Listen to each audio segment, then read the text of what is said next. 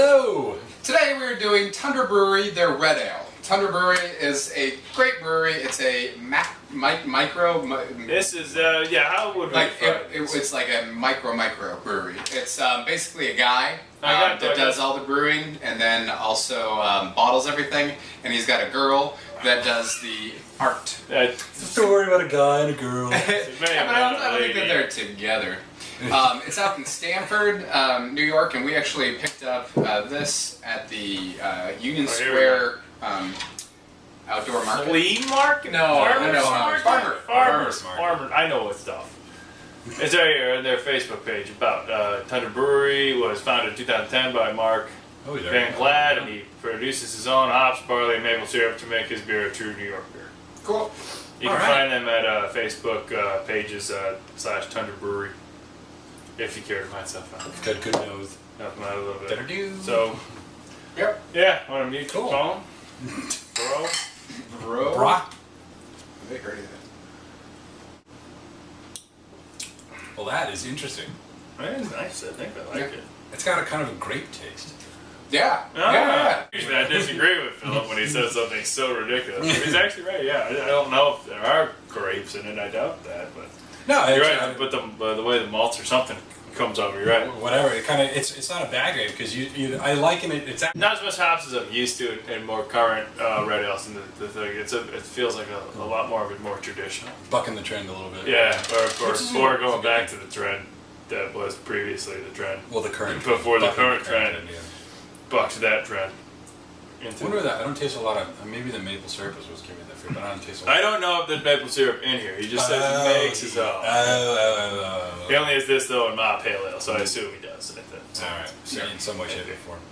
Yeah, that's good. I like it. I mean, it's it's good for somebody that's like doing it out of his garage. This is really awesome, and you know. This is tough for me because I want to give this a much higher rating than I think it deserves, only because it's interesting. It's like that band that you hear that opens for that other band that you went to, and you're like, oh, these guys have a lot of potential. I think I want to keep listening to them and see what they do. And I do want to follow this guy because he's not just going to stop with two. Right. He's actually, I can't remember the name of the place that had his beer on draft. Really? Or available in bottles because it was like small, New York State brewery, very, very local. So I can't remember, but he's gaining ground, and that's good to see. And it's good what he's doing. It's just not that great quality that we're used to mass produce. I mean, this stuff is this stuff is small potatoes compared to Cape Cod beer, which is on the other side of my glass. So I'm gonna go right in the middle, and I'm gonna say like a 7.5. I'd love to say like, oh, this is a great band, it's an 8.5, but realistically, I think the beer is somewhere around a 7 or maybe even lower. But that's not, that's not. But it's building. I mean, sure. It's he's got to figure out the kinks and work on it. Right. Yeah, it's a good band. I'm gonna agree with Brad as in certain ways. Let me try that again. I'm gonna agree with Brad's sentiment of I do want to rate this higher because it is and I'm gonna use harsher terminology. Brad's a much better diplomat than I am of the opening band of the hey, they didn't suck. It's like literally Brad and I bought this in a park in New York City. Right. So it was a park, and we went up and talked to them. They were very nice people, but yeah, I give it a 7, and that's pretty much a base rating for a beer that I do enjoy. It's like I said, not as much hops, a little maltier, but back to that sort of that red ale style of just that malty red ale that we're used to. I mean, that I like a lot, and this is fine. I would definitely actually probably have another one of these. Pick it up. Yeah. I mean, I like it. Yeah, 7 for me. I'm gonna go a little lower. I'm gonna go 6.5.